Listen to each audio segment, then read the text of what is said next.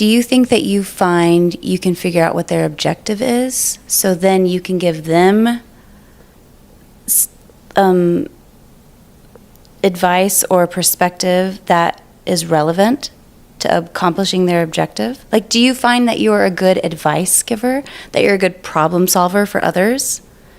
And is it because of that formula that you have identified the person's want, their objective, and now you can help them understand the relevant data points to help them accomplish? Because, like you were saying earlier, thoughts to actions, you almost don't see divide between if it's tangible or intangible. So you're using these skills that we're talking about that they're just all intangible. Can't really prove it. It's happening inside of you. You manifest it with your actions of interacting with the people or not, or just like clocking it and gathering more data that confirms or denies. Right. So so just to add on to that, what's fascinating about this concept is I'm still at the point where I'm trying to determine exactly what reality is. And I know that it's likely to be, like, it's probably likely that I'm here with you actually doing this podcast. But what's fun is that in poker or in business, you literally have to make these decisions based on incomplete information.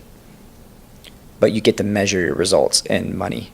There's some quantifiable data. There's some type of, it definitely quantifies. And if you get enough hours in, then you can really start quantifying your ability to judge these things, and that's satisfying to me.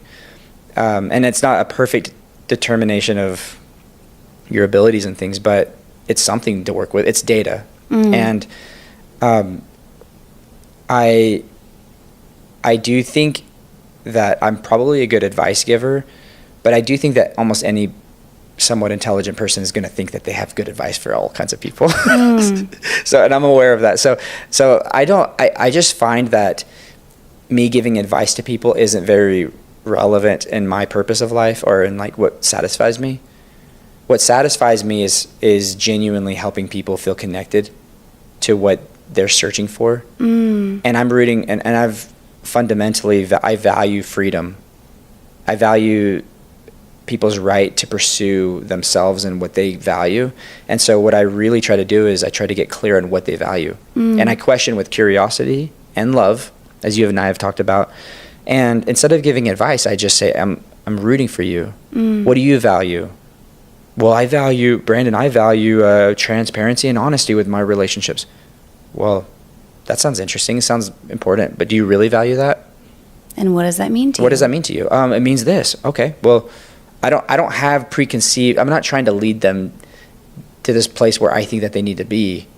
And that annoys me so bad because I can spot that a mile away, and I have many people in my life where they think they're being sneaky, and they are. It's effective most of the time, but I can tell when they have their answers in their head that they think for me, and they're trying to lead me down this way.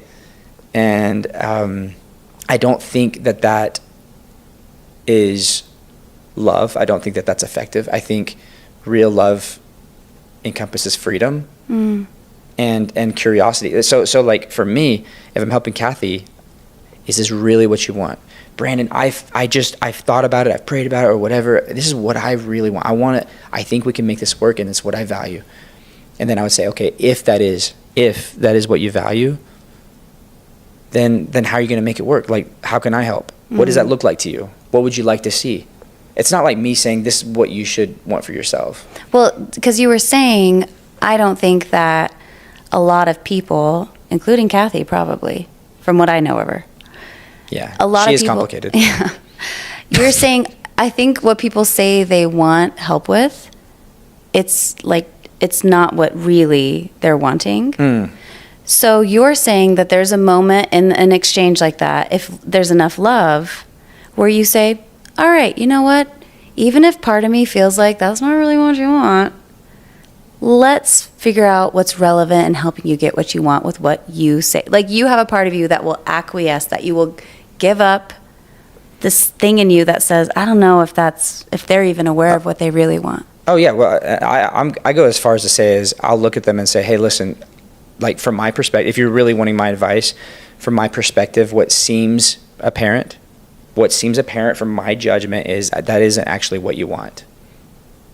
That's literally what I would You'll tell. be that clear. I will be that clear. That transparent and that articulate. Yeah, but I will say, but Kathy, I don't think that my perspective is more important than yours. I'm just throwing that out there, and maybe if you're compromised, if you're thinking these other things, which I think you might be, but I think ultimately you trust your own judgment. And here's the principles you follow. If you are in tune with yourself, and if you are coming from a pure place, and you really know yourself, then you should trust that more than what I say or anybody says. But I do think that you might be compromised right now.